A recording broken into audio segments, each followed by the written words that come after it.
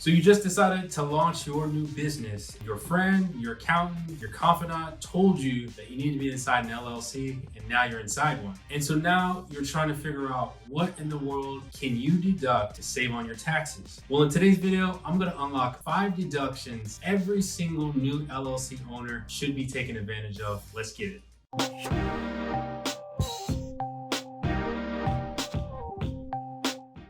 What's going on, everybody? Brian Rivera, CPA, and I wanted to welcome you back to the channel. On this channel, I typically talk about personal finance, entrepreneurship, and investing. So if you're new, don't forget to hit that subscribe button. So just a couple days ago, I came across some interesting data, and it was reported that almost 500,000 new businesses have been started since the start of the pandemic. So Yelp, who reported the data, also said there were more businesses opening in the first quarter of 2021 than in any other preceding 12-month period. So what this data leads me to believe is that the US economy is back on solid ground, and it's leading the charge back to its recovery, and it's starting with its backbone, which is us, the small business owners. And I know this is true is because one of my core businesses is I run a CPA firm that focuses on tax prep for day traders. And so I also do consulting. So I consult with people all across the US and I navigate through their tax issues. And after talking to hundreds and hundreds of people, what I've realized is that one is people are now starting to discover their passion, whatever it is in the business field, and they want to be entrepreneurs. And two is I also discovered that 2020, a lot of people had amazing years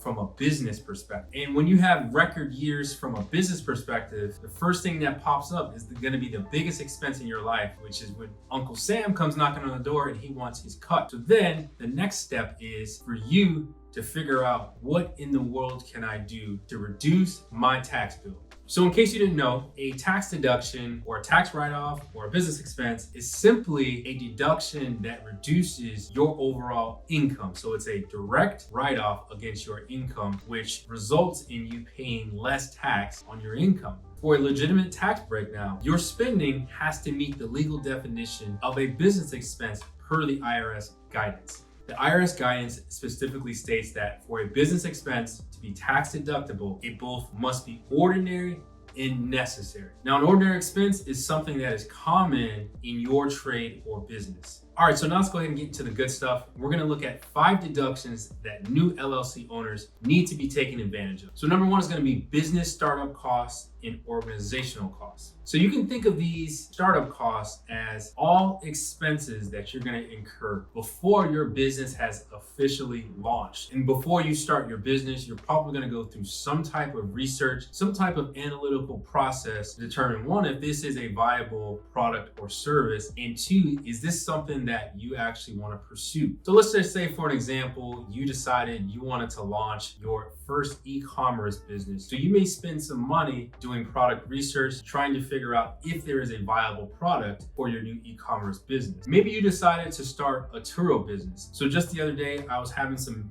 bro time with a couple of my friends, and we went axe throwing. And as we were axe throwing, one of my friends was like, "Hey man, I just started a new Turo business." He purchased 5 vehicles, and on all of those vehicles, he actually had to buy insurance policies. So those insurance policies are actually considered a business startup cost. Now, organizational costs are going to be any costs incurred to actually form your business. So maybe you contracted with a website online, you used an attorney, or you used a CPA, you used your accountant to set up your business. So a lot of times what one of my businesses does is a lot of the clients that I serve are in the day trader community. And so when we set up businesses, these are specialized LLCs that have specific disclosures and requirements. So normally what they'll do is they'll contract with us to actually set up the business, as we already have an of-counsel attorney that works with all of our trader clients. But maybe you have a simpler business. You have a business where, it's not as complex, and it's maybe just as simple as filing the articles and obtaining your federal tax ID. Well, in that situation, there's a lot of different third-party services, biz filings, BetterLegal, LegalZoom. There's a lot of them out there that have the cookie cutter approach. But if you have a simple business, then maybe you can use one of these to get your LLC up and running. And when you pay that fee to start your business, that is considered an organizational cost. So how the deduction works, as long as your expenses are below the $50,000 threshold, then you can deduct $5,000 of startup costs and $5,000 of organizational costs in the current year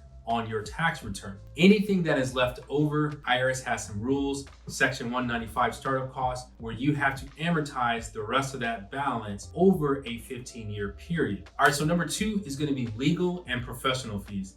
So depending on the complexity of your business, the array of services that you may provide, you may enlist the help of a lot of different professionals to help you run your business. Now, if the legal and professional fees are directly related to your business or trade, then they are 100% tax deductible. These may include, but are not limited to, a wide variety of professionals. So if you're a YouTuber, maybe you got a videographer, maybe you've got an editor, you got somebody doing your thumbnails. If you're a day trader, you probably got a CPA or a financial advisor. I know one of my clients has a business coach or performance coach, which makes sure that his performance is at a certain level at all times. There's a wide variety of professionals that you can use. But again, if it's related to your business trade, fully tax deductible. So next up is the home office deduction. So many entrepreneurs, self-employed individuals conduct their business affairs at home. Now, whether you are a homeowner or a renter, you can leverage this tax deduction.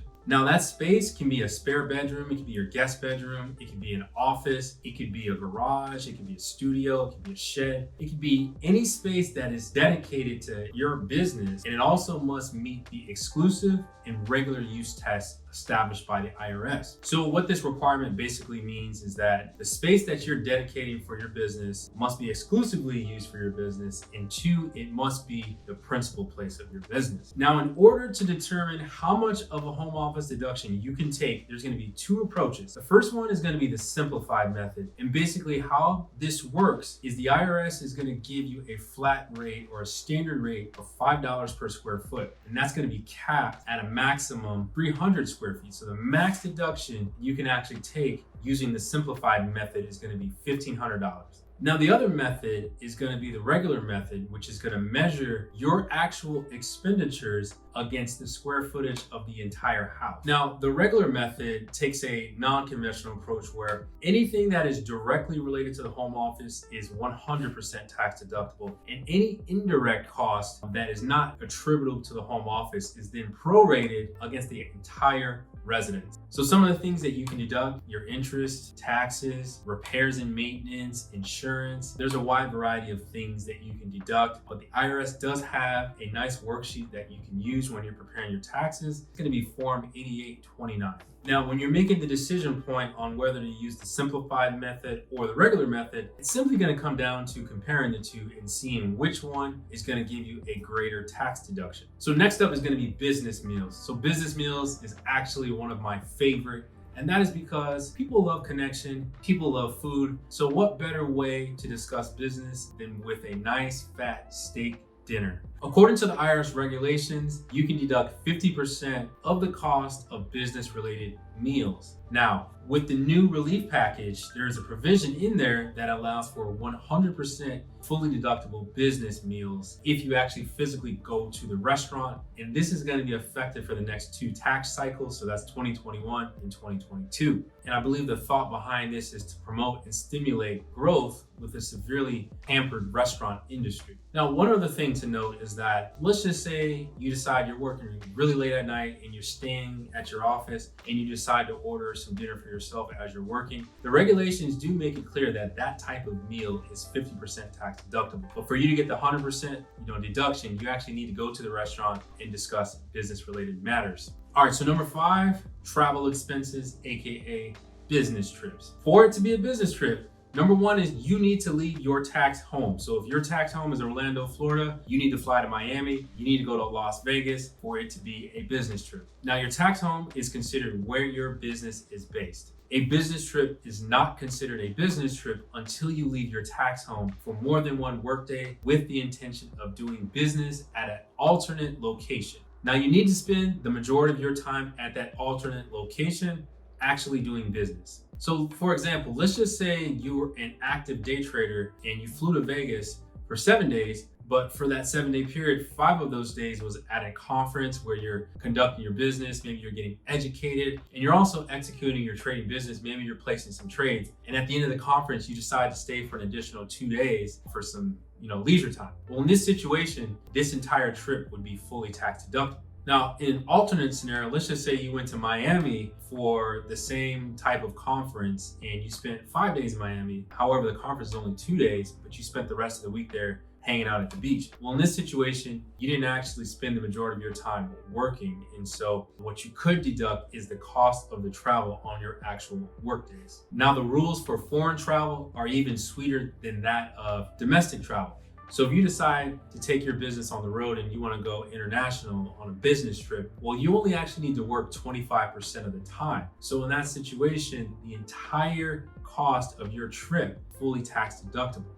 Now, the trip needs to be ordinary and a necessary expense. What is considered ordinary and necessary a lot of times can be a gray area. So if you feel like you're forcing it or if you feel like you're fudging it, my advice is always to err on the side of caution. But if this is a legit business expense, by all means, leverage the tax code to your advantage. Now, some of the things that you can deduct include airfare, baggage fees, rental cars, dry cleaning, Airbnb or hotel use, food, beverage. I mean, there's a lot of things encapsulating your travel that is fully tax deductible, and you can leverage all of this because you got a brand new LLC. All right, guys, so to sum it all up, you took the leap of faith. You decided to pursue your passion. You wanted to be an entrepreneur, and now you were on your own, and you've already taken that first step in starting that LLC. Well, now the secret sauce is you need to figure out how to leverage the tax code to your advantage to help lower your overall tax exposure. So the other thing you want to make sure you do is you want to make sure that you keep track of all your business related expenses, keep financial statements, keep good records, because that's going to keep your life simple. It's going to keep your tax guy's life simple, and it's going to also make you audit proof in the event that something happens, maybe something on your return is questioned. You got all the details in the records to prove your legitimacy of your business expense. If you found value in today's video, don't forget to smash that like button. And I sincerely wish you guys the best of luck with your brand new LLC as you pursue this world of entrepreneurship. Have a good one.